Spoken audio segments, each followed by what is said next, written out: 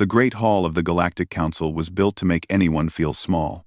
Its walls rose so high that clouds formed near the ceiling. Light came from crystals that floated in the air, casting everything in a cold blue glow. Thousands of seats filled the massive space, and in those seats sat representatives from over 300 species. They had all come to watch humanity answer for its crimes. Captain Tay walked into the hall with his back straight and his head held high. He wore his military uniform, the dark fabric clean and pressed. Medals hung on his chest, each one representing a battle he had survived. Behind him walked Yuna, his combat strategist, and Ambassador Juan, who represented Earth in all diplomatic matters. The three humans looked very small in that enormous space, surrounded by aliens who watched them with eyes of every shape and color. "The accused will step forward," a deep voice commanded. Tay looked up at the central platform where the judges sat. There were 7 of them, each from a different species. In the middle sat High Arbiter Vorel, a tall creature with gray skin and 4 arms. His eyes were completely black, like pools of ink, and they showed no emotion at all. "I am Captain Tay of the Earth Defense Force," Tay said. His voice was calm and steady. "I am here to answer whatever charges you have brought against my people." Vorel leaned forward. "You are here because humanity has violated the Universal Combat Accords. These laws have kept peace among civilized species for 10,000 years. Every species that joins the galactic community agrees to follow them. Earth agreed to follow them. And yet, in the recent conflict in the Helix Nebula, your soldiers broke these sacred laws again and again." A murmur spread through the crowd. Many species had lost soldiers in that conflict. The enemy had been the Kreth, a warrior species that had attacked human colony worlds without warning. The war had lasted 2 years. In the end, humanity had won, but the cost had been high on both sides. "What specific violations are we accused of?" Ambassador Juan asked. He was an older man, with gray hair and a gentle face. He had spent 30 years building relationships with alien species, and he had never seen them look at humans with such cold judgment. Vorel pressed a button, and a holographic display appeared in the center of the hall. It showed a battlefield, with human soldiers fighting against the Kreth. The image was recorded from a drone that had watched the entire battle. "Observe," Vorel said. "This is the Battle of Vega Station. Your soldiers were ordered to hold position at the northern bridge. Standard combat doctrine, which all species follow, requires units to maintain formation and follow predetermined tactical patterns. Watch what your humans did instead." The recording played. Tay remembered that battle. He had been there, commanding from the front lines. On the screen, he watched as his soldiers suddenly broke formation. A group of Kreth had pushed through on the eastern side, threatening to surround a medical unit. Without waiting for orders, a squad of humans had left their position and rushed to protect the medics. "They abandoned their assigned position," Vorel said, his voice sharp with accusation. "They moved without authorization. They broke the tactical formation. They saved 12 medics and 40 wounded soldiers," Tay said quietly. Vorel ignored him. "Continue watching." The recording showed another scene. A human soldier was pinned down behind a destroyed vehicle. His weapon had jammed, and 3 Kreth warriors were closing in on him. According to combat law, he should have signaled surrender. The Kreth would have taken him prisoner, and he would have been exchanged after the war ended. That was how civilized species handled such situations. But the human soldier did not surrender. Instead, he picked up a metal pipe and charged at the 3 Kreth. He fought with wild desperation, swinging the pipe with all his strength. He managed to kill 1 Kreth and wound another before his companions arrived to save him. "This soldier refused to follow surrender protocols," Vorel said. "He engaged in primitive, uncivilized violence when he had no chance of victory. This is not how modern warfare is conducted." "He survived," Yuna said softly. "His name is Sergeant Day. He has a wife and 2 children back on Earth. He wanted to see them again." "Emotional reasoning," Vorel replied, as if those words explained everything wrong with humanity. Combat decisions must be made through logic and calculation. Emotion creates chaos. Chaos violates the accords. More recordings played. Humans adapting their tactics in the middle of battle. Humans creating new strategies that had never been seen before. Humans refusing to retreat when the mathematics of war said they should. Humans fighting with an intensity that seemed to frighten the other species watching. Your species does not follow any predictable pattern, Vorel said. Your soldiers make decisions based on feelings rather than facts. They sacrifice strategic advantage to save individual lives. They refuse to accept defeat even when defeat is the logical outcome. This is not warfare. This is madness. Tay listened to all of this without showing any reaction on his face. Inside, however, he felt something strange. He was not ashamed. He was not sorry. Everything Vorel described, all these so-called violations, they were the reasons humanity had won the war. The Kreeth had expected humans to fight like every other species. They had expected predictable tactics and rational decisions. They had expected surrender when the odds were against humans. They had been wrong. The Council will now hear testimony from survivors of the Helix Nebula conflict, Vorel announced. We will demonstrate the full extent of humanity's violations. When all evidence has been presented, we will decide what punishment Earth must face. Ambassador Juan stepped forward. High Arbiter, may I ask a question? Vorel looked at him with those black, emotionless eyes. You may. These combat laws you speak of, who created them? They were developed by the founding species of the Council over 10,000 years ago, Vorel answered. They represent the highest form of civilized warfare, and in those 10,000 years, Juan continued, how many wars have been fought between Council species? Vorel paused. Over 400 major conflicts. And what was the outcome of those conflicts? Victory and defeat were determined by mathematical probability in most cases. The species with superior numbers and resources generally won, as logic would predict. Juan nodded slowly. So your laws create wars where the winner is known before the fighting even begins. The smaller species always loses. The weaker species always falls. He looked around the great hall at all the different aliens watching. How many species in this room have lost wars because they followed these laws? How many have been conquered because they fought fairly? Silence fell over the hall. Many species looked uncomfortable. Some refused to meet Juan's eyes. Humanity has fought 17 conflicts since joining the galactic community, Juan said. We have won every single one. Perhaps, before you judge us, you should ask yourselves why. Vorel's four hands tightened on his podium. The human ambassador will be silent. This is a trial, not a debate. We will continue presenting evidence tomorrow. The accused will remain in custody until the proceedings are complete. Guards moved toward the three humans. Tay let them take him without resistance. As he walked out of the great hall, he passed rows and rows of alien faces. Some looked at him with hatred, some looked at him with fear, but some, he noticed, looked at him with something else entirely, hope. The second day of the trial began with even more species filling the great hall. Word had spread throughout the galaxy. Everyone wanted to see the humans judged for their strange way of fighting. Some came to watch humanity fall. Others came because Ambassador Juan's words had planted a seed of doubt in their minds. Yuna sat beside Captain Tay and Ambassador Juan at the defendant's table. She had spent the night thinking about everything she had seen. As a combat strategist, she had studied the warfare of 100 different species. She knew their tactics, their formations, their rules. And now she understood something important about those rules. They were chains. High Arbiter Vorel took his place at the central platform. His black eyes swept across the hall before settling on the three humans. Today we will examine specific incidents from the Helix Nebula conflict, he announced. We will show how human violations of combat law caused unnecessary death and suffering. The holographic display activated again. This time it showed a space battle. Human warships faced a Kreeth fleet near a small moon. The numbers were uneven. The Kreeth had 27 ships. The humans had only 12. According to standard naval doctrine, Vorel explained, the human commander should have recognized the mathematical impossibility of victory. The proper action was to signal surrender and negotiate terms.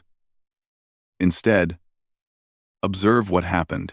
Yuna remembered this battle. She had helped plan it. On the display, the 12 human ships did not retreat. They did not surrender. Instead, they scattered in 12 different directions, each ship moving independently. The Kreth fleet, trained to fight formations with formations, did not know how to respond. They split their forces to chase the human ships, and then the humans struck back. Each human ship had become a hunter. They moved through the asteroid field near the moon, using the rocks as cover. They attacked Kreth ships one at a time, appearing from unexpected angles, striking hard, then disappearing again. The Kreth could not predict where the next attack would come from. By the end of the battle, the humans had destroyed 19 Kreth ships. They lost only 3 of their own. "This is chaos," Vorel said with clear disapproval in his voice. "No coordination. No formation. No predictable pattern. The human ships acted as individuals, rather than as a unified force. They acted as a pack," Yuna said softly. Vorel turned his black eyes toward her. "Explain." Yuna stood up slowly. "On Earth, we have animals called wolves. They hunt in packs. Each wolf knows what the others will do. Without needing to communicate, they spread out, they surround their prey, they attack from all sides. It looks like chaos to outsiders. But to the wolves, it is perfect coordination." "Animals," Vorel said, making the word sound like an insult. "You compare your soldiers to animals. I compare them to something your species has forgotten," Yuna replied. "Instinct. Trust. The ability to act as one without following written rules. Our soldiers do not need orders for every decision. They know each other. They trust each other. They fight together because they choose to, not because regulations tell them to." The hall erupted in whispers. Many species had never heard warfare described this way. Their armies were machines. Each soldier, a part that performed its assigned function. The idea of soldiers thinking for themselves was strange and frightening to them. Vorel silenced the crowd with a gesture. "We will continue with the evidence." The next recording showed ground combat. A human company had been surrounded by Kreth forces. They were outnumbered 5 to 1. They had run low on ammunition. Any rational assessment said they would lose. "Watch carefully," Vorel said. "This is where human irrationality caused great harm." The recording showed the human commander, a woman named Lieutenant Mira, gathering her soldiers. She spoke to them, though the recording had no sound. Whatever she said made her soldiers stand taller. They checked their weapons. They nodded to each other. Then they did something that made the entire hall gasp. They charged. Instead of waiting to be overrun, the humans attacked. They screamed as they ran forward. A sound that even through the silent recording seemed to carry power. The Kreth, who had expected a defensive position, were caught off guard. The humans hit them like a wave, fighting with rifles, with knives, with their bare hands. The battle was bloody. Many humans fell. But when it was over, the Kreth force had been shattered. The survivors were running away, fleeing from an enemy that had refused to accept defeat. 73 humans died in that charge, Vorel said. If they had surrendered, they would have lived as prisoners until the war ended. Instead, they threw away their lives for no logical reason. "They lived," Captain Tay said suddenly. Vorel looked at him. "What?" "The ones who survived. They lived because their friends died fighting beside them. And the Kreth on the other side? They never forgot what they saw that day. Word spread through their army. They started to fear us. Not because we were stronger, but because we would not stop. We would never stop." Tay stood up and faced the thousands of watching aliens. "You want to know why humanity violates your combat laws? Because your laws are designed for species that want to survive. We fight for something more than survival. We fight for each other. We fight for our families, our homes, our future. And when a human fights for something they love, there is nothing in this universe that can stand against them." 2. Vorel slammed his 4 hands on the podium. "You will be silent," These emotional arguments have no place in a legal proceeding. Emotion is exactly what this proceeding is about, Ambassador Juan said calmly. You see our emotions as weakness, as violations of your cold logic. But our emotions are what make us strong. They are what make us unpredictable. They are what make us win. The hall was completely silent now. Every species was listening, watching, thinking. Many of them had fought wars against enemies they had no hope of defeating. They had followed the laws, they had surrendered when mathematics told them to, and they had lost everything. Vorel seemed to sense that the mood in the hall was shifting. He quickly moved to his next piece of evidence. This recording shows the final battle of the Helix Nebula conflict, he said. The Battle of Colony 7. Yuna felt her heart grow cold. She knew this battle. Everyone in the human delegation knew this battle. It was the moment that had ended the war. But it had come at a terrible cost. The recording showed the human colony world under attack. The Kreth had sent their entire remaining fleet to destroy it.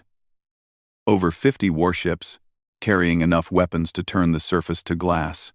2 million human civilians lived on that world. The human defense fleet had only 8 ships left.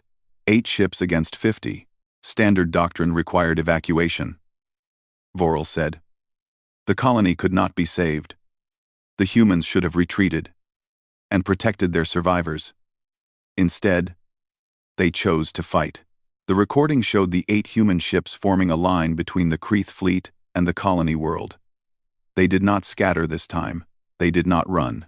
They stood together, a thin wall of metal against an overwhelming enemy. The battle lasted 4 hours. One by one, the human ships were destroyed. But every ship that fell took Kreth ships with it. The humans fought with everything they had, even ramming enemy vessels when their weapons failed. They bought time, minute by minute, hour by hour. And in those 4 hours, civilian transports evacuated 1,800,000 people from the surface.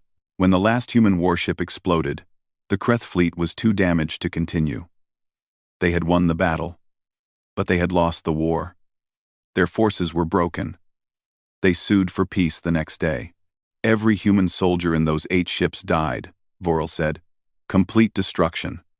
By any rational measure, this was a failure. Tay's voice was quiet but filled with something that made the air feel heavy. Those soldiers knew they would die. They chose to stay anyway. Not because they were ordered to, not because regulations demanded it, but because behind them were families, children, innocent people who needed more time to escape. He paused. 247 humans died so that almost 2 million could live. Tell me, High Arbiter, does your combat law have a calculation for that? Vorel had no answer. In the silence that followed, Yuna looked around the great hall. She saw tears in some alien eyes. She saw heads bowed in respect. She saw something changing in the way these species looked at humanity. They had come to judge humans as barbarians. Now they were beginning to see something else entirely.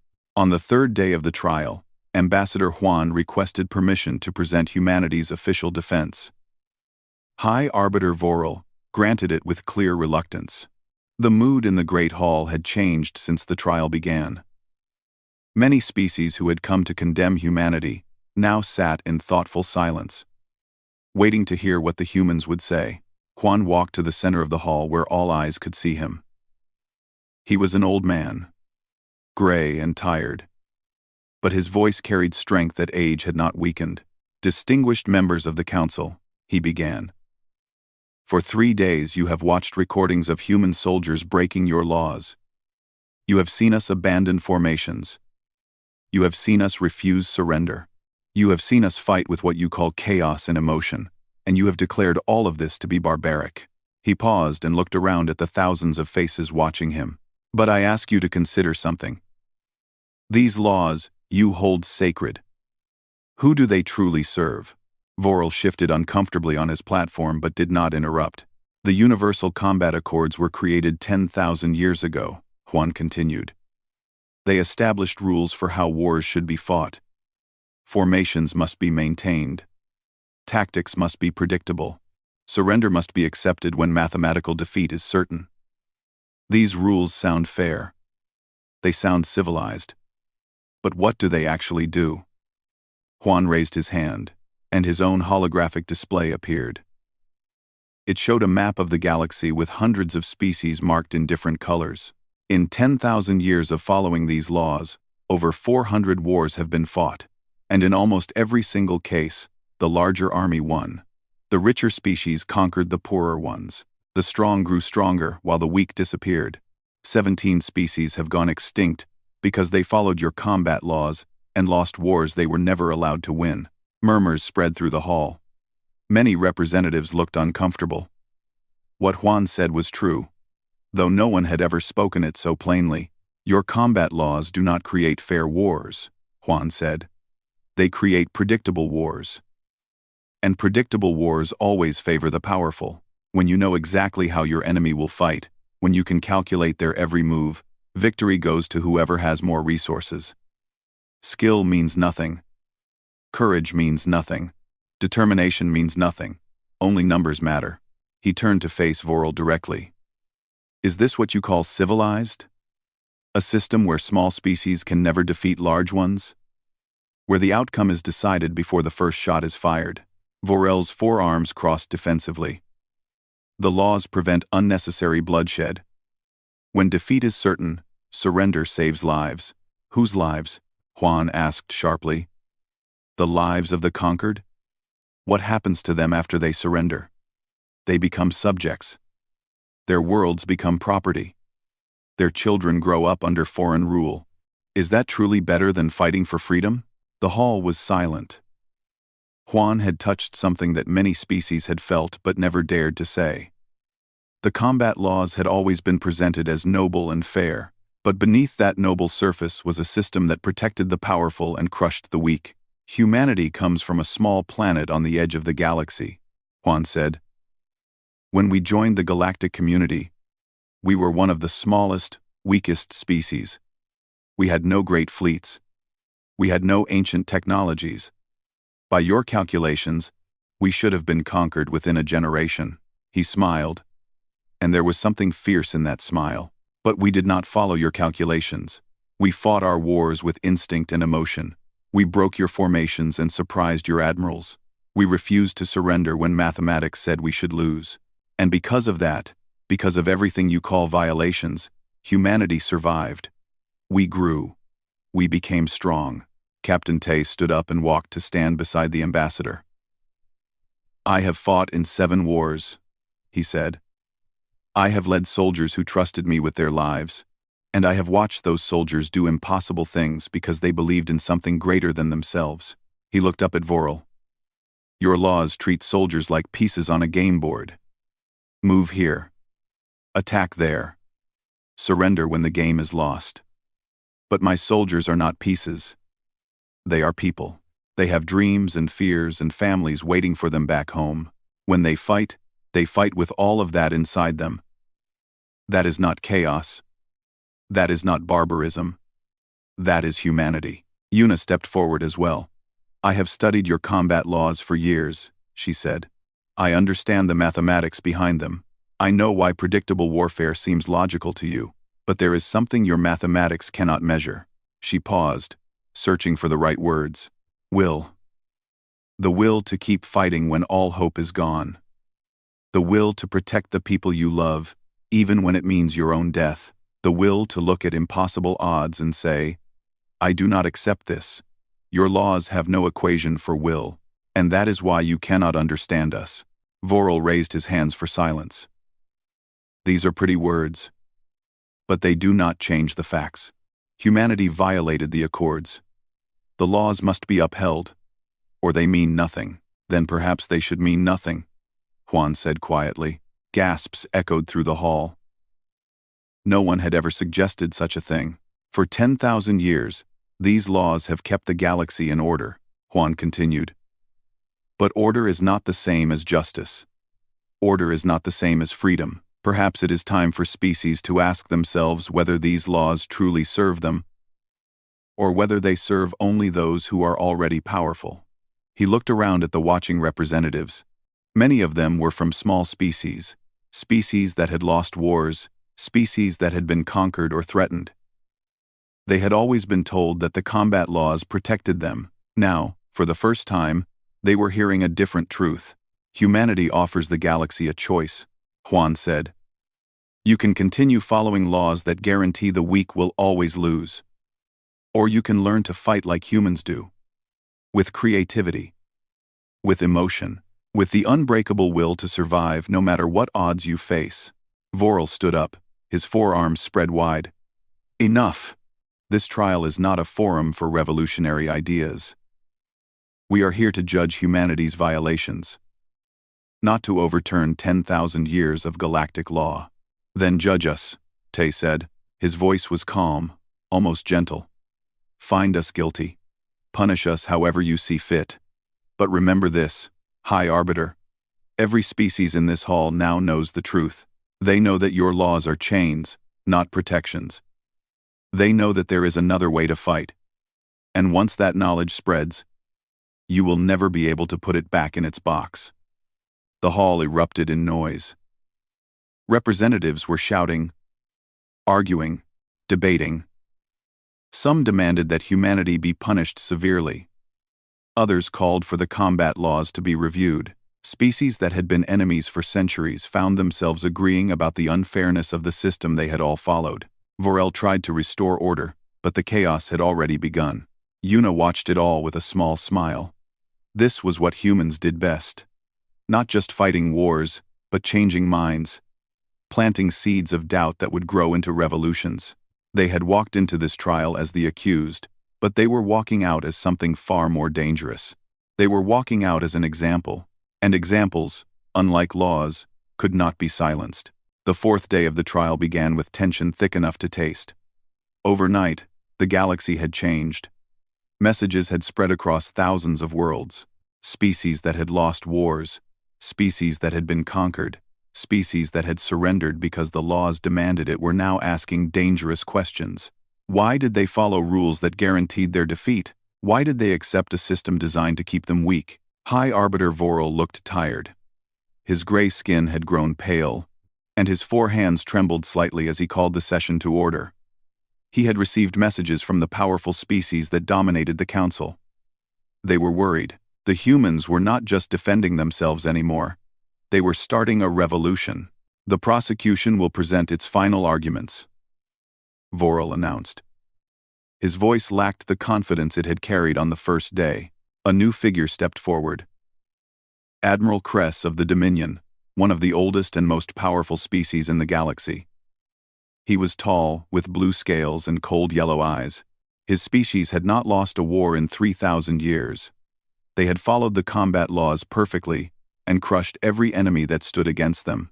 The laws exist for a reason, Kress said, his voice deep and commanding. Without them, warfare becomes chaos. Chaos leads to destruction. If every species fights like humans, with no rules and no limits, the galaxy will burn. Captain Tay leaned forward. And what happens to species that follow your rules, Admiral? The Pellery followed them. Now they serve your empire as slaves. The Moth followed them. Your ancestors hunted them to extinction. The laws did not save them. The laws condemned them. Kress turned his cold eyes toward Tay. The weak do not deserve to survive. That is the natural order. The strong rule. The weak serve. The combat laws simply formalize what nature has always demanded. A ripple of unease passed through the hall. Kress had said openly what many powerful species believed but never admitted. The combat laws were not about fairness. They were about maintaining power. You hear that? Ambassador Juan addressed the hall. The truth at last. Your laws were never meant to protect the weak. They were designed to make conquest easy. Predictable warfare allows powerful species to calculate their victories in advance. No surprises, no upsets. No hope for the smaller species. Kress dismissed this with a wave of his scaled hand. Hope is for fools. Reality is what matters. And the reality is that humanity cannot be allowed to spread its chaos. If other species learn to fight like humans, the order we have maintained for millennia will collapse. Maybe that order deserves to collapse, Yuna said quietly. Kress turned to her with a dangerous look. You speak of things you do not understand, human. Your species is young. You have not seen what true chaos looks like. The wars before the combat laws killed trillions. Entire star systems burned. Species vanished overnight. The laws ended that madness. No, Yuna replied. The laws replaced one form of madness with another. You stopped the chaos of war and created the slavery of peace. Species no longer died in flames. Instead, they died slowly. Their spirits crushed under the rule of their conquerors. Is that truly better? The hall was silent. Many representatives were thinking about their own histories. Species that had surrendered. Species that had been absorbed into larger empires. They had survived. Yes. But at what cost? Their cultures had faded. Their freedoms had vanished. They existed, but they no longer truly lived. Captain Tay stood up slowly. Every eye in the hall turned to him. There was something different about him today. A weight in his presence that had not been there before. Admiral Kress, I have a question for you, Tay said. Your species, the Dominion, has won many wars. You have conquered dozens of worlds. Your empire spans hundreds of star systems. You are powerful. You are proud. But tell me something. He paused, letting the silence stretch. Have you ever lost? Kress straightened with pride. Never. The Dominion has never known defeat. And why is that? Because we are superior. Our technology, our strategy, our discipline are unmatched. Tay nodded slowly. Because you have always fought enemies who followed the same rules as you. Enemies who formed predictable formations. Enemies who surrendered when the numbers turned against them. Enemies who accepted defeat as mathematics demanded. He stepped closer to Kress, and the tall alien actually stepped back slightly. What would happen if you fought an enemy who did not follow those rules? An enemy who refused to surrender? An enemy who would rather die than kneel? An enemy who would fight with every weapon, every trick, every last breath in their bodies? Kress said nothing. His yellow eyes had grown uncertain. You do not know, Tay said, because you have never faced such an enemy. Your entire civilization, your entire history of conquest, has been built on the assumption that your enemies will be reasonable, that they will calculate their chances and surrender when the math says they cannot win. He turned to face the entire hall. Humanity does not fight with mathematics. We fight with our hearts. And hearts cannot be calculated. They cannot be predicted. They do not surrender just because the odds are against them. That is our violation of your combat laws. We refuse to accept defeat as inevitable. We refuse to give up hope. We refuse to kneel. Kress found his voice. And that makes you dangerous. That is why you must be stopped. Dangerous to whom? Juan asked. Dangerous to species that want to live in freedom? Or dangerous to empires that want to keep them enslaved?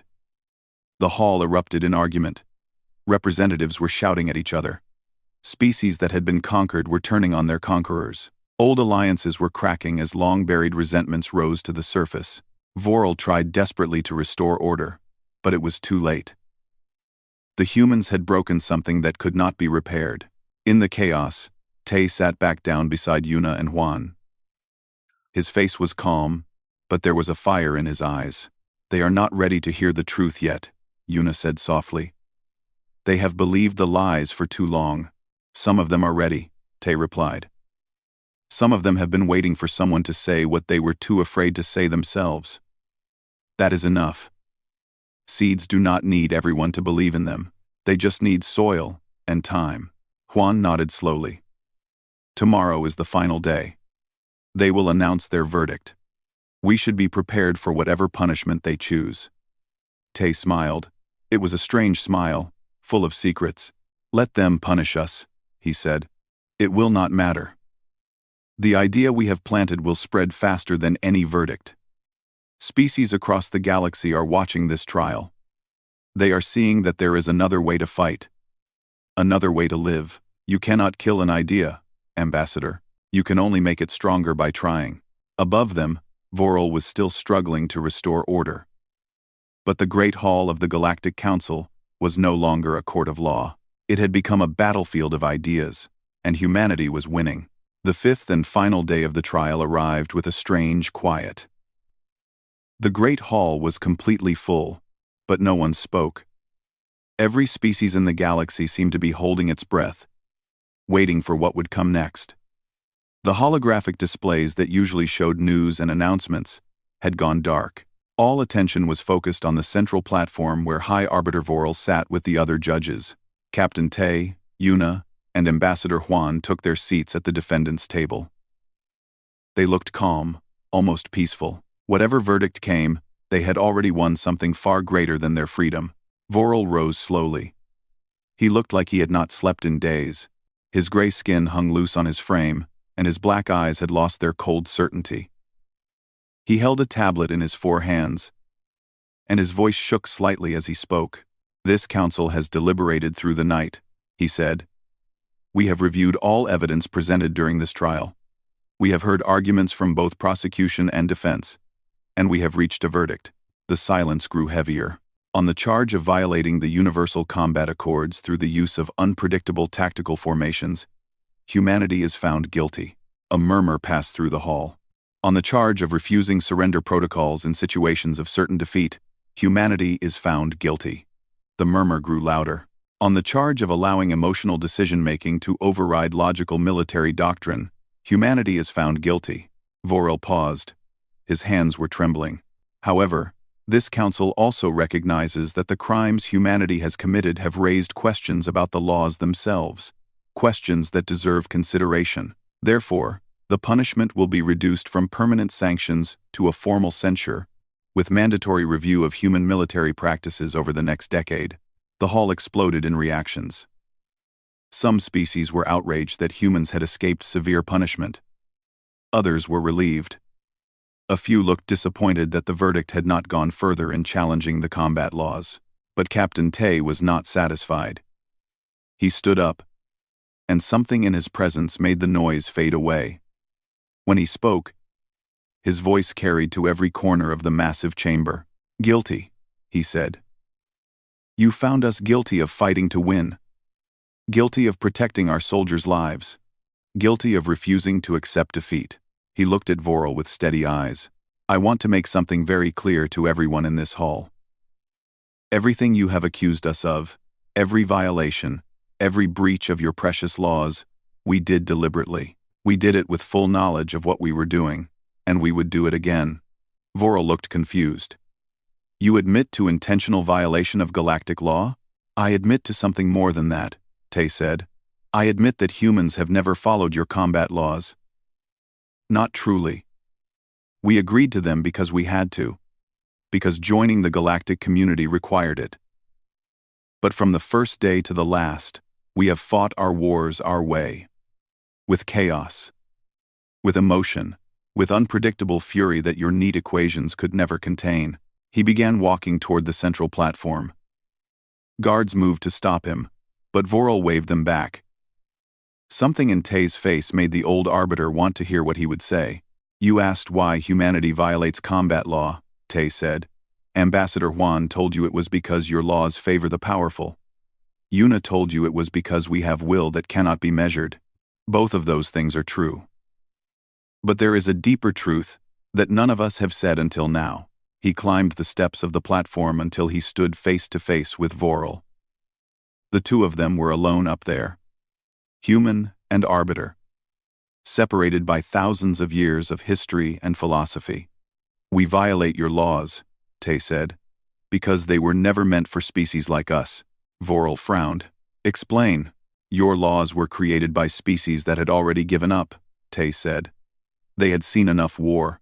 They were tired. They wanted peace at any cost, even if that cost was their freedom. So they created rules that made war predictable, safe, controllable. They traded the chaos of true conflict for the stability of managed defeat." He turned to face the hall. "But humans never gave up. We are a young species, yes. We have not seen 10,000 years of war. But we carry something older than any law or tradition. We carry the fire of survival. The same fire that kept our ancestors alive when predators hunted them. The same fire that drove us to the stars. The same fire that burns in every human heart when someone threatens what we love. His voice rose, filling the enormous chamber. Your combat laws assume that species will accept defeat when the numbers say they should. But humans do not accept defeat. We do not calculate our chances and surrender when they fall below some acceptable threshold. We fight. We keep fighting. We fight until we win or until we die. And sometimes even dying does not stop us, because the next generation will pick up where we fell and keep going. He looked back at Vorel. That is why we violate your combat law. Not because we do not understand it. Not because we are barbarians too primitive to follow rules. We violate it because we are still alive. Because we still have something to fight for. Because we have not surrendered our souls to the comfort of predictable defeat. For a long moment, no one spoke. Then, slowly, Captain Tay smiled. It was the smile that the title of this trial had promised. A grin that held all of humanity's defiance, all of its stubborn refusal to bow. You asked why we win? He said. That is why. We win because we will not stop. We win because every human soldier knows that their life matters more than any equation. We win because we fight with everything we are, not just what regulations allow. He spread his arms wide. So yes, humanity is guilty. Guilty of being alive. Guilty of refusing to accept our own destruction. Guilty of fighting for our future, instead of surrendering to your math. His grin grew wider. And that is exactly why we will keep winning. The hall was completely silent.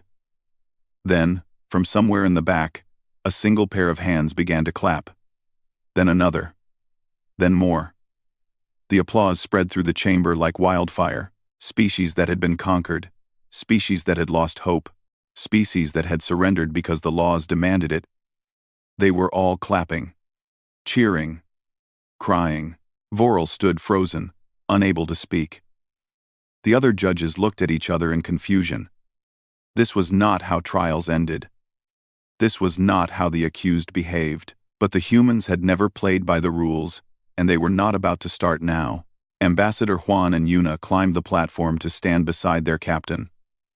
The three humans stood there together, facing the galaxy that had tried to judge them. Remember this day, Juan said to the watching representatives. Remember that when the entire galaxy called humanity guilty, we smiled. Remember that when they told us our ways were wrong, we showed them that our ways work. And remember that when they tried to make us surrender our spirit, we refused. He placed his hand on Tay's shoulder.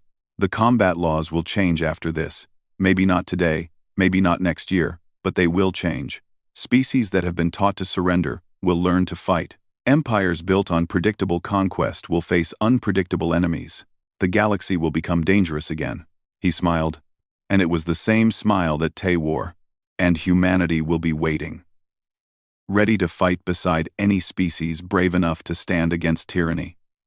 Ready to teach them what we know about will and courage, and the refusal to accept defeat. The applause continued as the three humans descended from the platform and walked toward the exit. Guards parted to let them pass.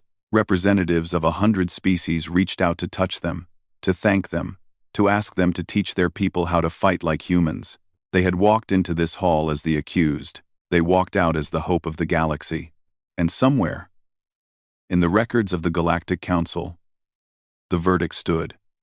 Humanity guilty of violating combat law. But the truth that everyone would remember was different.